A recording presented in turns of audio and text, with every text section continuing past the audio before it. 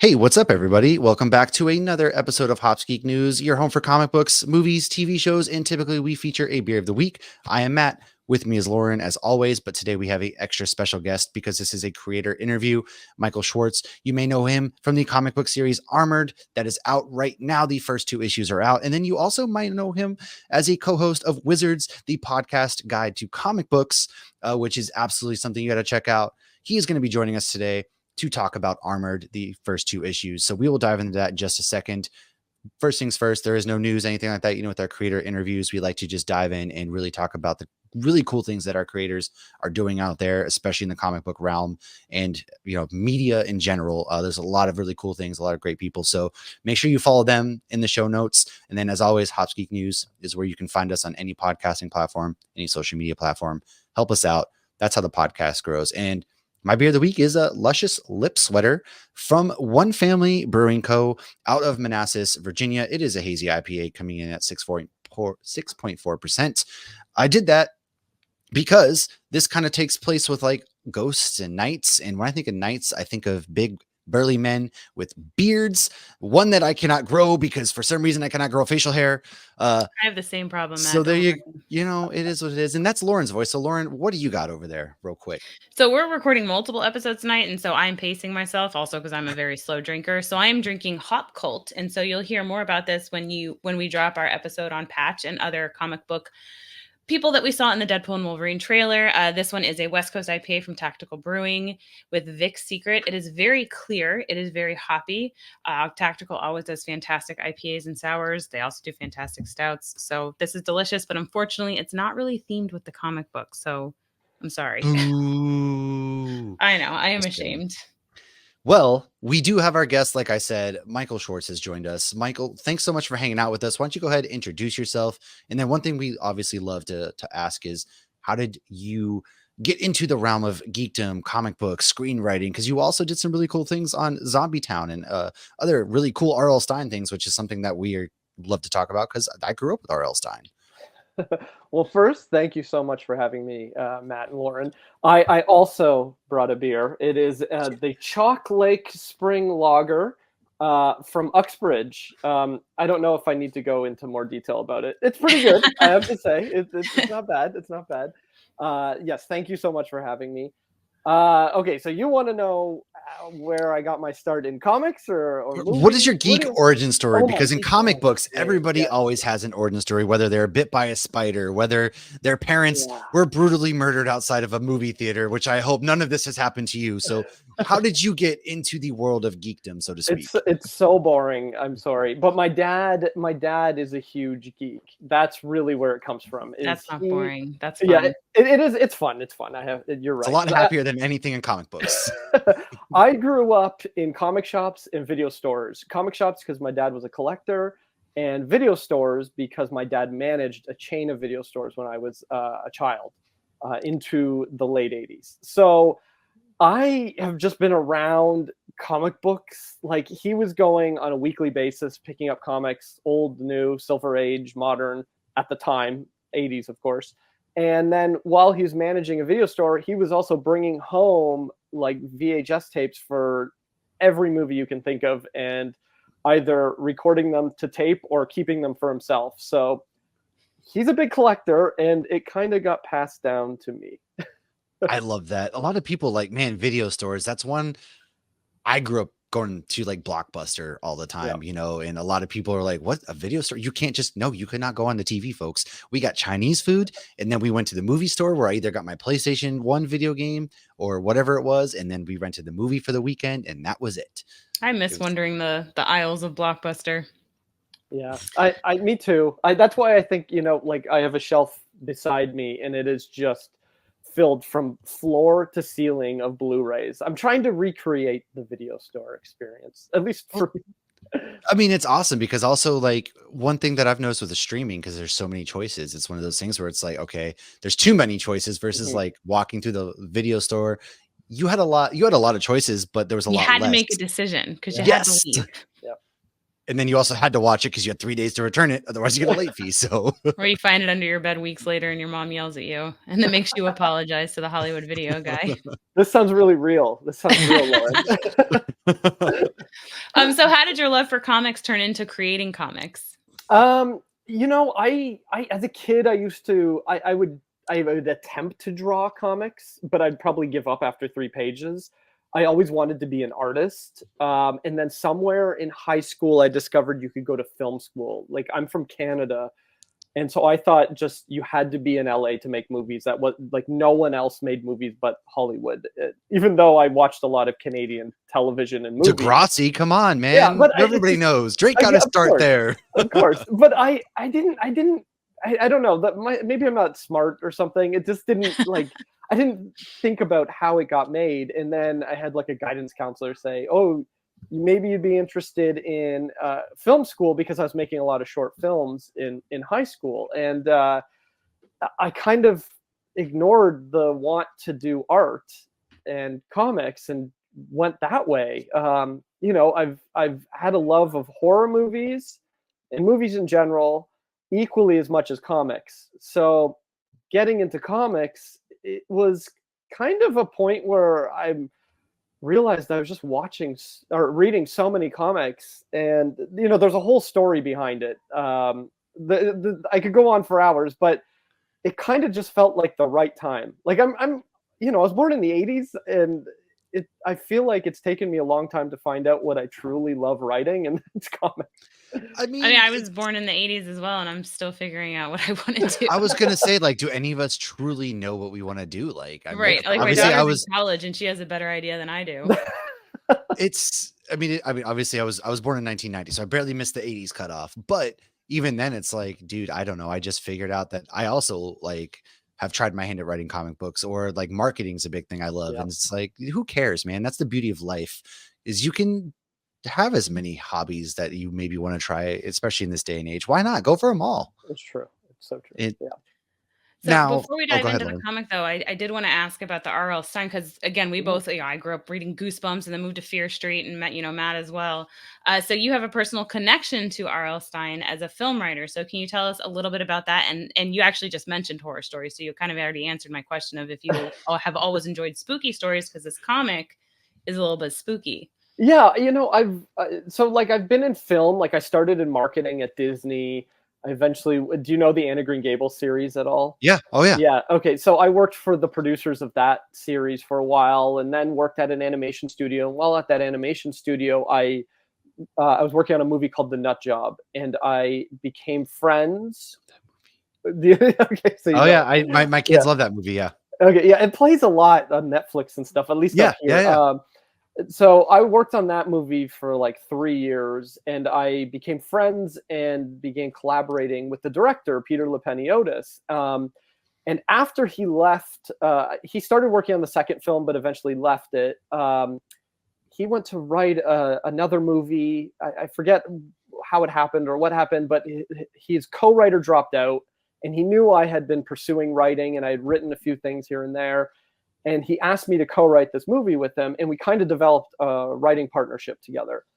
And that led to him directing a movie called Gnome Alone. I've seen that one too. Yeah. Okay. I do know that one. Yeah. Yeah. So that's a Netflix movie, and I got really lucky because I think working again. My memory's so bad right now, but I feel like I was working on Nut Job 2, and he said he called me and he was like, "We need a rewrite on this movie, and I'm too busy directing. The movie right now is 40 minutes. Can you turn it into a movie?" And so that was my big break. It was writing Gnome Alone. So I basically took whatever pieces they had and turned it into a full story, and that's the movie you see on Netflix today. Oh wow. Yeah, I've seen both of those. That's really impressive, dude. That's so cool. It's like funny how the life happens that way, right? You just kind of start one way, and then these doors open, and next thing you know, you're doing at the time, really cool things. Yeah, I had an agent, and I was pitching a lot of TV shows, and they were going into development, but they would die. And so this was like an amazing opportunity because it was actually in production, and I got to write it while they were making it. And then from there, Peter and I partnered up, and we just decided, let's just be writing partners. And we've written like a dozen movies for producers that no one has seen yet because they haven't been made. They're either still in development, dead. Being a feature film screenwriter is really tough because it doesn't, like, you work on so much. Like, I'm sure you've seen Guillermo del Toro talk about it, where he's like, I have 20 projects in development. He'll talk about the Haunted Mansion or an HP Lovecraft thing, and then none of them get made. That's literally my whole career, is like writing movies that don't get made. And then I don't own the scripts either because I'm being paid. You sell Right. Yeah, I have a friend who writes movies, and it's the same kind of thing. He'll tell us an idea, and like 5 years later, the movie might get made. Yeah, exactly. A movie I wrote in 2017 with Peter is now looking like it could go into production in the fall, which is just mind-blowing. It's boggling my mind right now because the story of the making of this movie might be more interesting than the movie itself. But anyways, from there, Peter got the opportunity to direct a live-action movie, and that was Zombie Town. But similar to No Malone, the script had just been around for years. The Zombie Town script, it was like every writer had took a stab at writing it, and the draft Peter and I were given was like, what is this? I almost convinced him not to do the movie. I was like, you cannot direct this. I don't understand the first 5 pages even. And so he said, well, would you do it if if I get you paid to rewrite the script, would you write it with me? And I was like, of course. Money, I'll do anything for money. Yeah, I mean, I get it. As a writer, especially writing movies and things like that, a lot of people don't realize that like you get paid for the script one time typically, and that's like the whole point of like the writer's strike that we just went through is like better thing for you guys, man. And totally, yeah. And I was, at the time I was working in visual effects, so that's something else I do on the side as well, because writing in general is like, yeah, you can get paid well sometimes, but it's like feast or famine all the time. And so I had a really good job, and I was working on this Zombie Town. And so this is a funny story. I don't know if you want me to go on this tangent. But, I absolutely do. Okay. We love tangents. Yes. The producers could only afford to pay me for 10 pages. So Peter said, I know it's such a low rate. Like, I won't even take a cut of it. We'll just write like the 10 pages. That's all they're allowing. And so I was like, okay, I'll do 10 pages for that. I could use some extra cash. But then as I got into it, I was like, we cannot just write 10 pages. We have to rewrite the whole movie.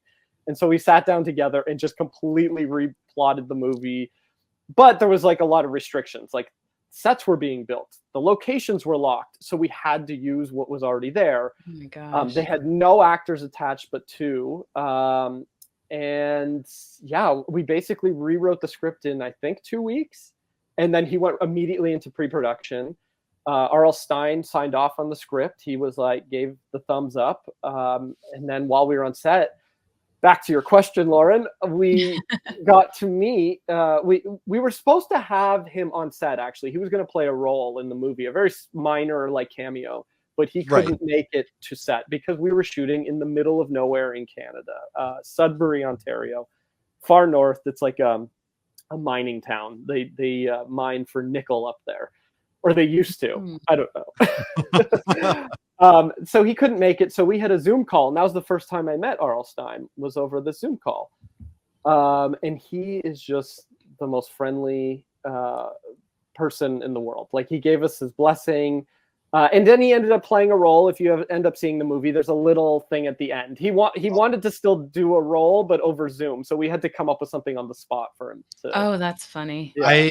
I do remember I did watch this movie the second it came out. My wife and I have always been big fans, and we were like, oh, this is coming. And it was awesome. Personally, we loved it just because it's the right kind of, like, we love the cheesiness of it. It reminds you of like reading a book when you're growing up. So, and I think you guys perfectly captured like the spirit of what R.L. Stine would have written. Like, it's funny hearing the behind the scenes of like how that all transpired now that, like, having watched it last year when it came out. So I mean that's wicked. I mean, at the time it's probably not as cool because you're like, oh god, it's stressful. But getting to hear think back, it sounds like a funny story. Yeah, I have to admit, Peter went through all the stress. He took all the brunt of it. I just got to enjoy a lot of it. But yeah, it was tough. Like, I don't think people realize, like, it's a low budget Canadian movie. Like, the producer, I found out, lives down the street from me. Like, he lives in a small house. Like, this is like it really is a very Canadian movie. And Peter, going into it, me and him talked a lot about Monster Squad. and just 80s kids movies. And he was trying to get the essence of that while also knowing we had so many scenes cut. Like we cut like sequences that were paying homage to Dawn of the Dead. We were doing all this stuff, but the budget just had so many limitations. And like there were days where they ran out of time, and Dan Aykroyd would be like, "I'm just gonna do this," and we're like, "Okay, go do it." Sure, why not? Dan Aykroyd, do what you're gonna do. And he, and I think we all knew, like, let's just have fun with it. And it is a kid's movie. There's no zombies aren't biting anyone in it. They're soul sucking zombies, and then everyone gets their souls back. Spoiler. I was gonna say, way to ruin it, man. So yeah, I'm happy you say that, because I think a lot.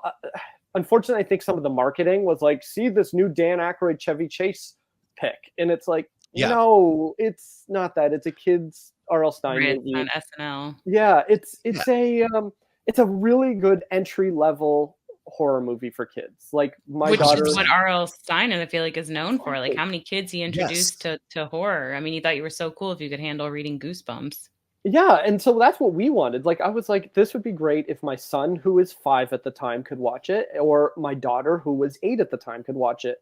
And they ended up loving it, and they rewatch it with their friends. So yeah, I have an 8-year-old son and a 5-year-old daughter. So that's funny, because we're going to show like my son this movie for Halloween. We love to rewatch stuff, and I wanted to get him started because they're scared of a lot of things. So I want to start getting them interested. So it's funny you say like your son was 5 at the time and your daughter was 8 at the time. So it's just like the kind of mirror and everything like that. It's the perfect entry. It really is. It's fun. It's not scary. They come out of like the movies because it plays off the old ancient Egyptian, and it's just a good time. It's a good time, man. It's what movies should be. But and sometimes when we go back to like Monster Squad, I'm like, this would not get made today. Like I rewatched that with one of my kids a couple of years ago, and I was like, whoa. I know. My wife, when I showed my son it, he was 3 when I first showed it to him. She was like, this is like, Yeah, there are some lines definitely crossed. We all learned that, about Wolfman, but every time they watch it, I have to say, do not repeat what these kids are saying. This is, right. Like there's a lot of disclaimers. But yeah, let's go ahead. Matt was going to pivot it into Armored. Okay. Yeah. Obviously we're here to talk about Armored, man. It's on Kickstarter. You have the first 2 issues out. And so before we kind of dive into the comic book, what is your pitch? What is your 2, 3, 4 line pitch for what Armored is? So Armored is about a boy who discovers a magical suit of armor, and it is being haunted by the original knight that used to wear it. And this armor has magical powers, and the knight has to train the boy how to use the armor. I did love that. Yeah, it was.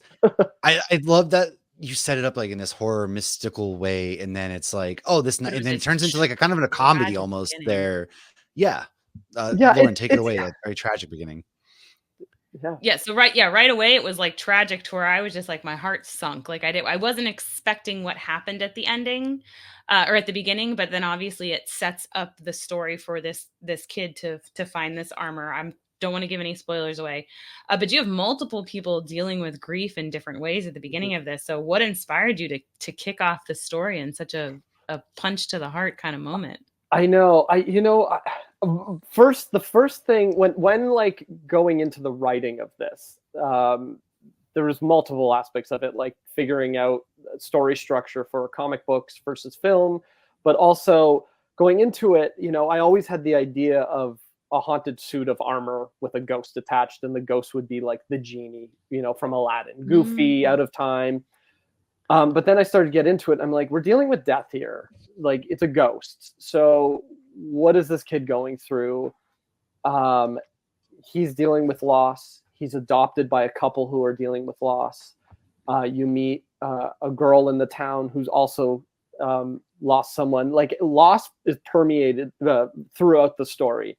And the thing I started looking at the armor as kind of a metaphor in a way. Like, when we're dealing with something tragic or just something that really affects us, a lot of people will put up a metaphorical armor, like, it's that wall you put up to like protect yourself. Yeah. Exactly. And so the main character has essentially put armor on himself to deal with the loss of his parents. So he, he's been abandoned essentially, and for 2 years all he cares about is finding them, and he's not going to open up to anybody. So that armor exists on him, even if it isn't physical, it's physically there.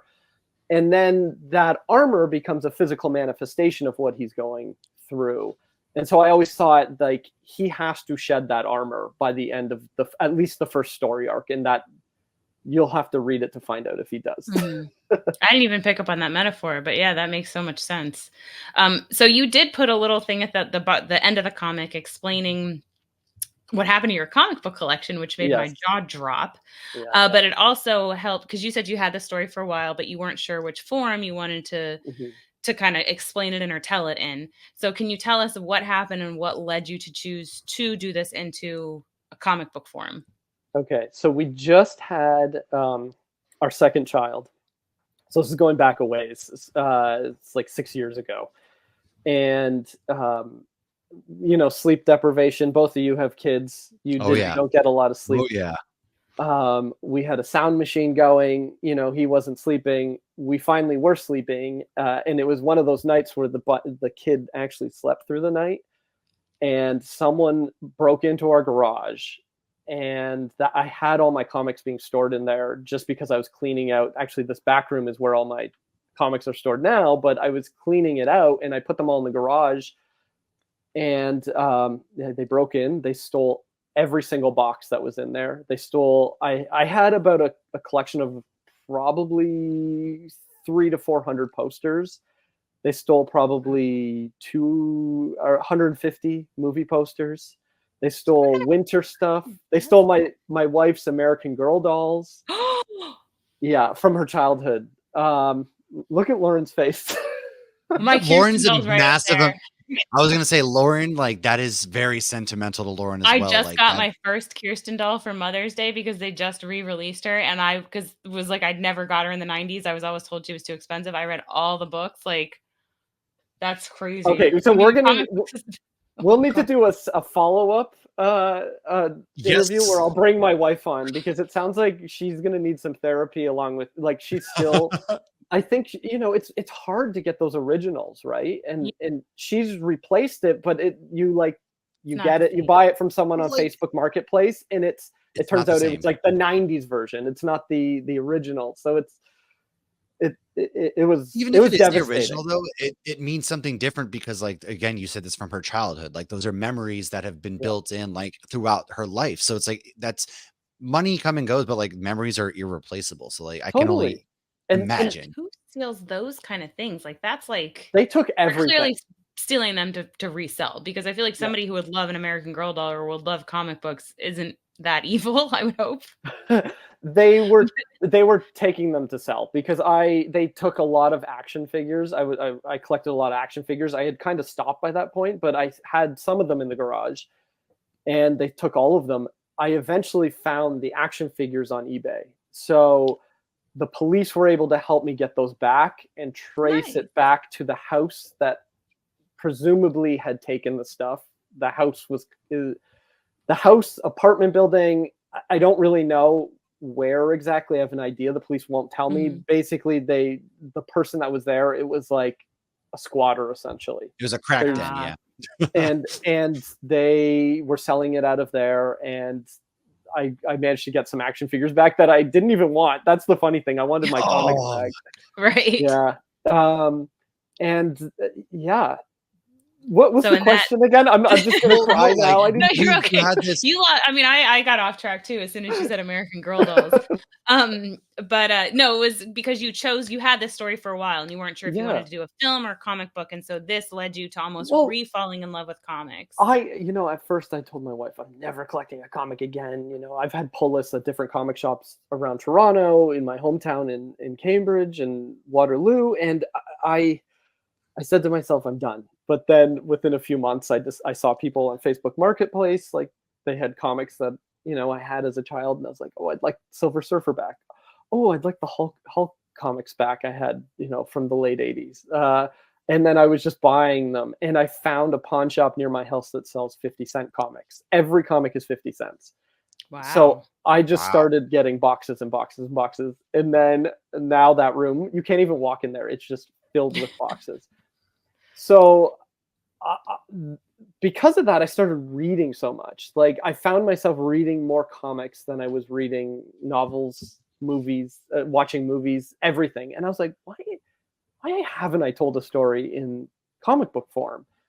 And that's when the idea came back to me, and I was like, this idea makes way more sense as a comic than as a movie. Yeah, sure, I'd love it to be a movie or TV show, but like truth be told, I love it way more as a comic book series. Mhm. So that's where it led to that. But also, after writing the first issue and second issue, I kind of realized, I'm this whole story is about loss, and I'm still kind of, I'm now through the comic, I think I've overcome the loss of my collection.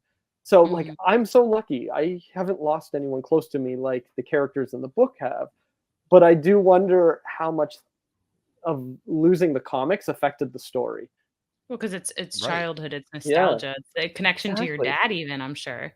Oh Um, yeah. Well, a lot of the comics, the boards, right? My dad would take me to comic conventions and then have artists draw pictures for me when I was Yeah. like 6 or 7. So they're all oh, that's gone. so They were cool. all in those boxes. Mm. So now going back to the comic, the art is very dark, very beautiful, and almost like watercolor slash charcoal at times. So was that a decision that you made, or was that something that the artist created on their own, how they thought it would be, and how much back and forth was that with the artist? No, well, if you okay, so the art is done by Ishmael Hernandez. He's a Spanish watercolorist, comic book artist. He's fairly new, I think, to the scene. Like he had done a few independents that I think are European, maybe one American thing, but we found him on Facebook on a Facebook group, and my editor was like, "What do you think of this guy?" And I had seen it, I thought it was cool, and then I showed it to my wife, and she was like, "This is awesome." And between her and my editor, they were like, "You need to go with this guy," and he already has that dark quality to his art. Like it's very moody, and he's an amazing sequential storyteller. So when both of them said they loved it, I was like, I gotta go for this. I gotta, and so I hired Ishmael, and really, it's just his style, to be completely honest. And I think he probably understands the tone because I think in the first issue I would describe like what the sky looked like, and I send him a lot of reference. Like I sent him like there's a school in the book. I just sent him pictures of my school. My school, my high school was like it was like Hogwarts. It's like an old Oh school wow. um, in Canada. It's really weird that it looks like a Hogwarts school. But and then I would send him pictures of like castles I had been to as a kid in Germany, things like that. And so I think between his style and the references how we got there, the only real back and forth was in character design. I kept pushing him for things I wanted. Like I wanted the suit of armor to look a certain way, and we kept like at first he made it very lean and skinny and small, and I was like, no, make it big, make it like every The kid suit of wants to armor, own it. right? Yeah. Yeah. So I, there was the only real back and forth really was with the designs of the characters. Yeah. I well, like even opening up, you're talking about like issue one opens up like somewhere in the countryside. It's got the greens and like the broken down castle, and this is kind of where like this first issue takes place. And so it's cool getting to see like you traveled a lot. You saw some castles in Germany, and then like your school and things like that. Um, So like how did you come up with the way it's because essentially it's like a little armor piece that he presses. How did you come up with the way that that's how the suit of armor almost comes on you like a Power Ranger or like Iron Man or something like that? Did any of those influences come into how the suit of armor kind of comes on to our main character? No, you know what? It was a necessity because at first I didn't even think of it, and I was writing the script, and I thought, wait a minute, he can't throw the armor into his backpack. That's so heavy. And so I immediately thought of the like medallion piece. I don't even know what to call it. People have called it different things, but yeah, like a medallion thing.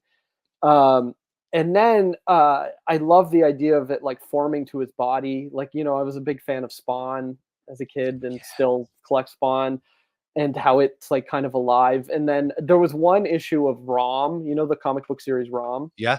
where on the cover he's like this, and the armor I think is being torn off him. I sent that to Ishmael and said, "Oh, use that as reference for when he transforms and how it's." Oh, I can see. being I'm looking. attached. I have it Yeah, pulled up right here. Like I'm looking. That makes a lot of sense now. Yeah, that's kind of what I was seeing at first. I thought Iron Man, but now I kind of see that yeah, even influence Iron in Man. there. Yeah, I'm sure there's influence with that. You yeah, know, right, watching a lot of MCU. How can I not reference it? right. Yeah.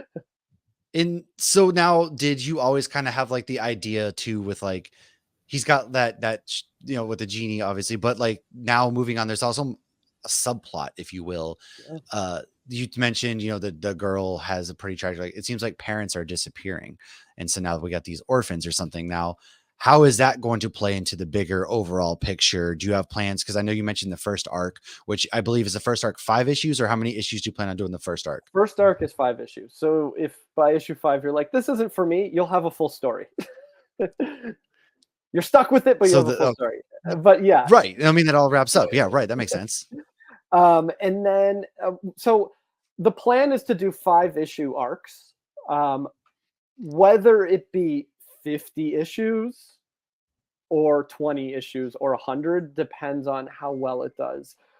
We're getting such great feedback when it comes to when people read it, they love it. It's the hardest part is convincing people to read an indie book that isn't from Image or Dark Horse or like it's Right. really hard to like, I'm not self-publishing it. Like a lot of people think I am, but it's Clover Press, and Clover Press is not known for single issues. They're known for graphic novels and art books where they release Mhm. The Art of David Mack, The Art of Alex Malev.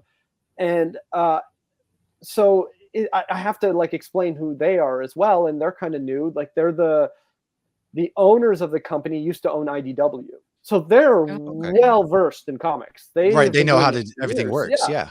it's just they're now running a new company, and they're starting out as well. It's just and it's slightly different. They're high end art books, and even Armored. It's printed on different paper. Like I even feel like it feels different. I don't. Hmm. If you don't have a physical copy, I will make sure you guys get physical copies. But it's Yeah, I'd love physical media. Hell yeah, that's awesome. someone's house is on fire. Is it yours, Lauren? No, I all of a oh, sudden apparently the battery's dying. That's why I keep muting it because I'll like literally just started. oh So it's no. not on fire, but if it does go on fire, I won't know because apparently the No, no. battery's dying. Um, Well, yeah. So, what was your question? Did I go off no, tangent? you did. And then like, how did you get hooked up with like Clover, for example? Because I know like you guys kind of started Kickstarter, and a lot of people don't even realize in the comic book space now, we're seeing a lot of creator owned comic books. Like Magma was kind of a spinoff from like IDW and a couple other companies. They've got their own thing. Like creator owned is like a big thing right now. So how did you get linked up with Clover for this book? So I love comics, but I don't know them. I didn't know anyone in the industry. Like I have to admit, I wasn't the type of collector that wanted to get autographs. Like I'm more of a guy that just wants to get like cheap comics and like fill holes in the story. Like I'm all about the story. I wasn't really about the creator. So I'd never really met anyone. And my editor, I think he had sent it to Dark Horse and Clover because he had just worked on a book called The Golem of it's called The Golem of Venice Beach, and Clover was going to publish that book that he edited, and he sent it to them, and I, in the meantime, sent it to Image Comics, and Image has this submission process where it's like you just email it, and you're like, bye. I don't know what's going to happen. Will you email me See you back? later. Hope you find your dad. And I almost found it irritating. I don't know. Maybe because I've been in the film industry so long, there's just so much BS that I was like, I can't take any more BS from other industries. This is painful. Like, I think I even emailed them at one point. Like it had been a week, being like, "Can you just at least tell me if you're going to email me back? That would be great." And nothing. And then Hank Canales from Clover Press, he's the publisher. He told Chris he had read the issue and he loved it and he wanted to publish Armored. So we got on a call and he was so enthusiastic about it and what I wanted to do with it. Like they do primarily graphic novels and art books, and I was like, I want this to be single issues. And he's like, we can do that for you. As painful as it is now I know why they don't like to do it. I've learned a lot. They hate it, and I'm beginning to hate it too. I like it because it's a great marketing tool. It kind of legitimizes the comic a bit, I find. But yeah, their process is kickstart it, then release it direct market. That's just how they do everything. And that I wasn't used to either. I've backed a few Kickstarters, but the whole process was kind of foreign to me. So I just loved Hank's enthusiasm. To me, I was like, they're so enthusiastic. There's no BS. You Yeah. know, the guy used to work at DC Comics. He co-wrote Youngblood with Rob Liefeld. This guy knows Wow. what he's doing, and Like he so knows that's what he's doing. Yeah, he's been around. yeah. He wrote Teen Titans back in the day. So I was like, this guy, yeah, I got to go with him. So that's how I ended up with Clover.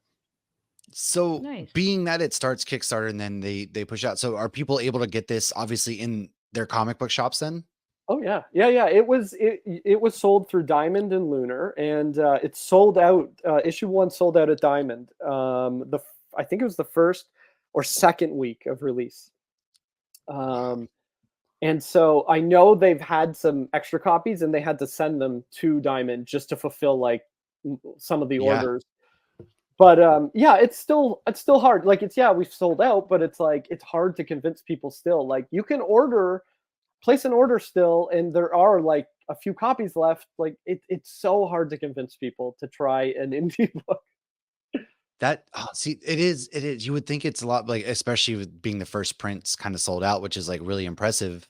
But you're right, it is a much harder marketing space almost because people are so kind of, I don't even know if it's timid or what it is, but you're absolutely right. And now being that before we kind of get to, what people can expect for the next 3, because the first 2 issues are out. Issue 2 came out June 26th. Does this mean, are you looking at already thinking about different stories you could write into comic books, or is this kind of like, maybe I'll just cool down for a bit? Oh no! I'm not stopping. This is I refuse. I'm like I don't. If I could just write comics, I would love it. But like they're just. I don't think you can make money in comics. Like I feel like I don't know when I'll ever get out of this debt that I've put myself in because I fund the comic myself. And the whole film industry has completely been destroyed. So it's a weird situation I'm in right now. But I am not stopping. So I know I mentioned my wife earlier, but my wife is also a writer. She used to she was a showrunner on a kids TV show up here in Canada called The Next Step. And we had this story, again, similar situation where I was like, what is this story? Is it a movie? Is it a TV series? Like, what's this going to be? And we were like, after I'd gone through the process with Armored, and then when my whole VFX career blew up because the streamers contracted so much, they're not making a lot of content anymore. We decided, well, now's the time to write this let's make it a comic. So we're actually 50 pages. So we're into issue 2 now of my second series, which is her first series that we've co-written together. And when I say 50 pages are done, we've hired an artist from Italy to do all the interior pages for us, and she's done the 50 pages, and I think the first 40 are even lettered. So we're moving forward. I'm full steam ahead in comics. Yeah. You're the second person that we've gotten an interview that's like, you know what? I'm actually doing this with my wife. It's really cool because we don't really hear a lot of that stuff, especially, indie comics. A lot of people are like, well, I did this. I got started in X-Men, but now it's like, it's a team thing. So that's honestly also got to be like even more invigorating and just get you guys like even more motivated. Like, how does that writing process with you guys work? Do you guys bounce ideas off each other or take turns doing panels and pages then? Or how does the process for you guys work? Well, it's interesting because okay, so I write for film. So I work with Peter. It's just me and him usually. But she writes on a team, right? Like she's the showrunner, so she oversees like a team of writers. So we're already used to collaborating with people. So it was a pretty easy process. We broke the story together. It was literally, index cards and pens and putting up scenes and like treating it almost like a movie to some degree, but plotting it for a comic. Understanding story structure. Like we have an understanding of story structure, and we just applied that to comic book structure. And it was just that we plotted it together. we take turns writing the scenes, and then we kind of hop back and forth. Like I'll take the next, I'll do a pass on the 10, you'll do a pass on the 10, and so it's a bit of leapfrogging. That's oh man, that's so awesome. I always just love hearing, the getting to class. And it's also like bonding time for you guys in a Yeah. way that a lot of people, it's like really cool. And now talking about Armored, I know the first 2 issues are out. So what can people expect as the next 3 issues come out and we wrap up this first arc?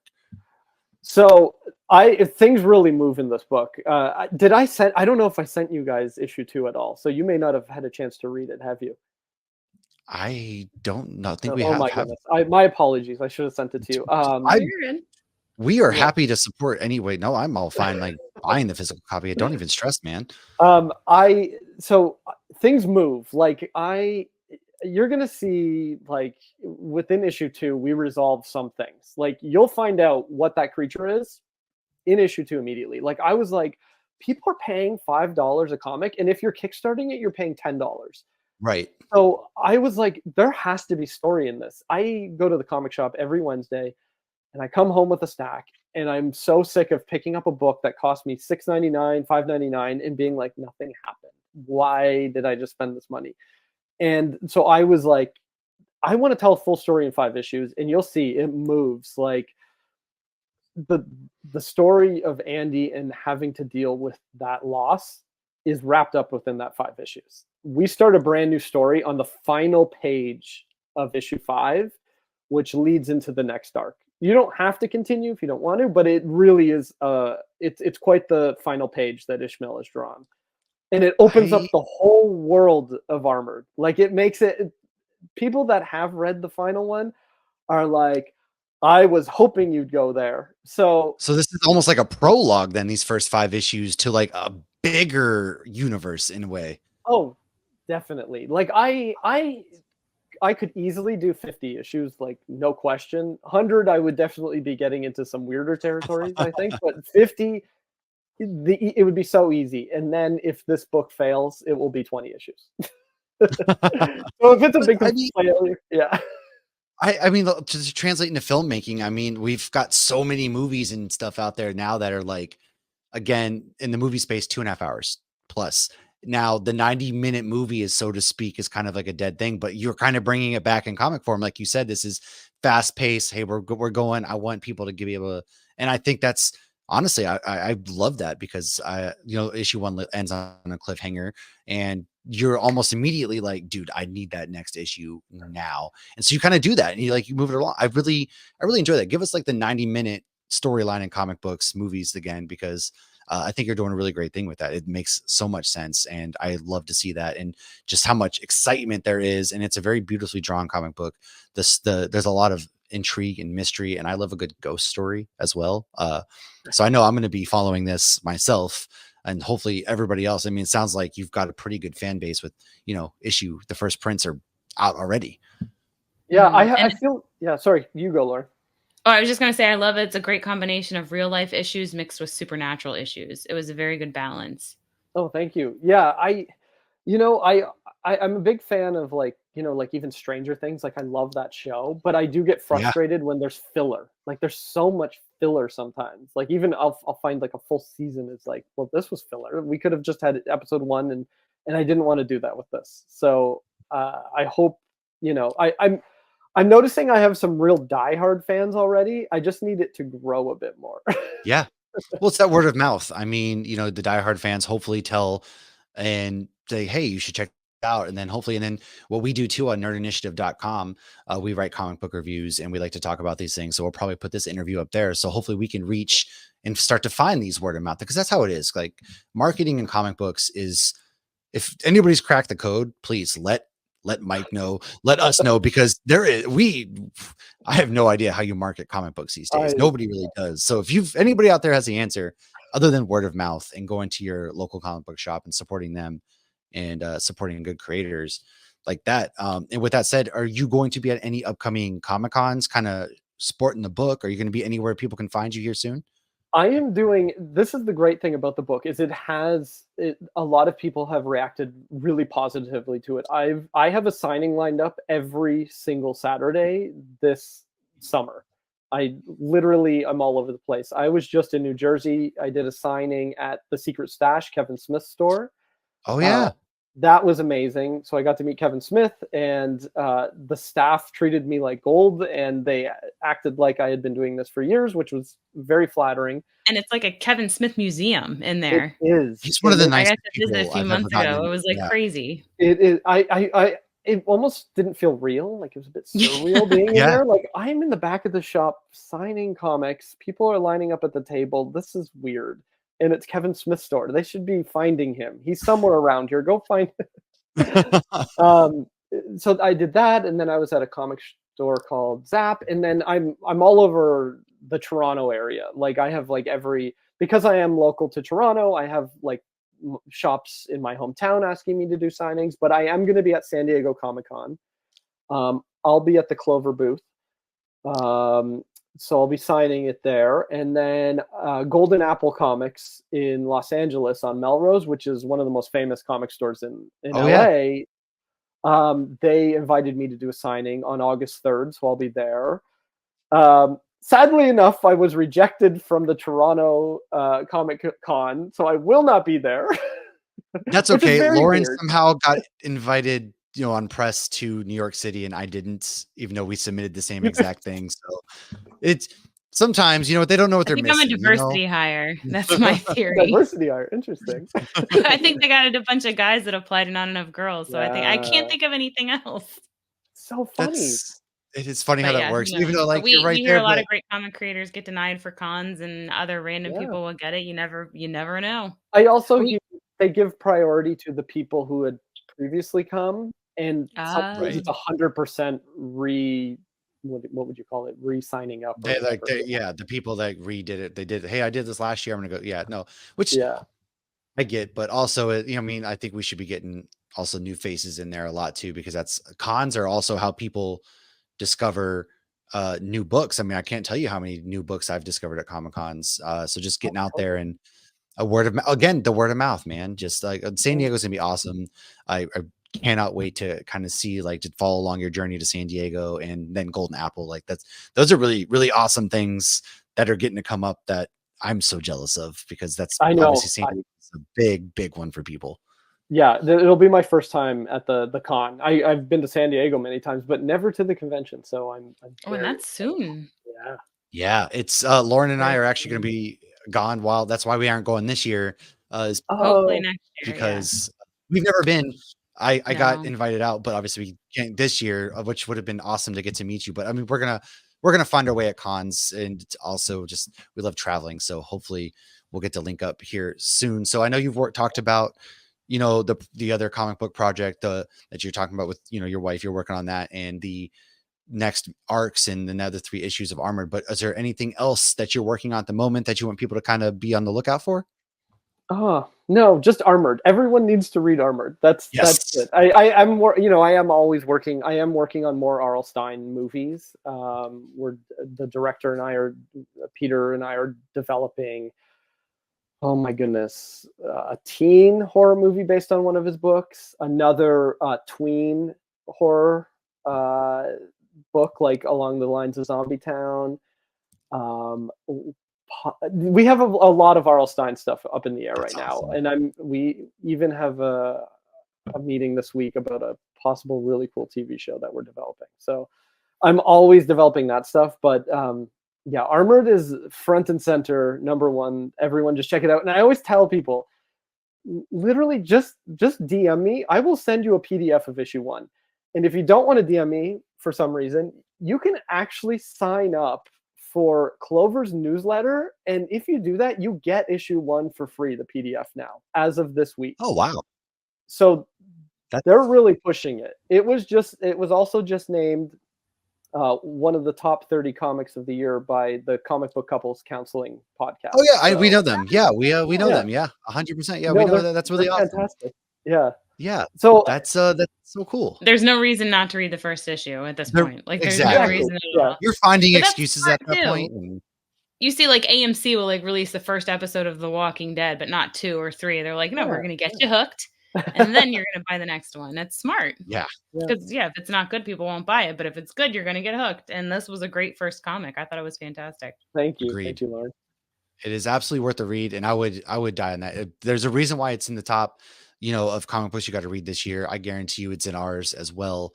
It was such a fun read, and Michael, thank you for taking the time to get into to hang out with us and talk about this great book. And dude, I can't wait to get back and talk about it more.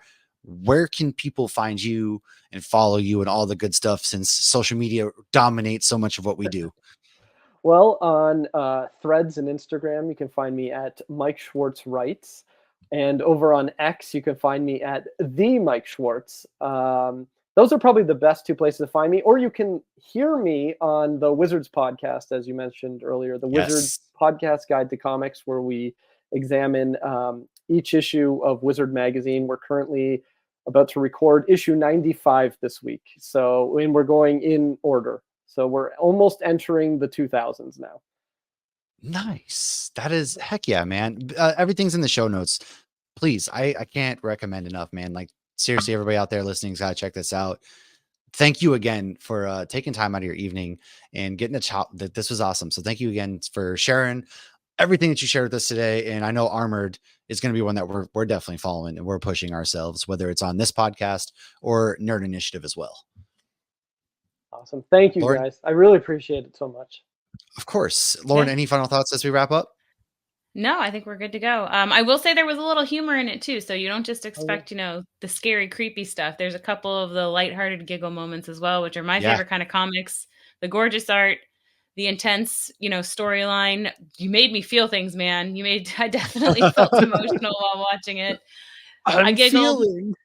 I hit all of them, and those are the best comic books. And comic books are short, and if you can hit all those things in one, I think it's a great comic. Yeah. So those are my final thoughts. Awesome. And I'm gonna go put thank new you batteries guys. in my Lauren's gonna take care of her smoke detector.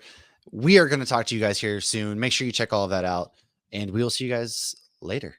Cheers. The content you are listening to is part of the Nerd Initiative Podcast Network. For more info about the home of pop culture positivity, check out nerdinitiative.com.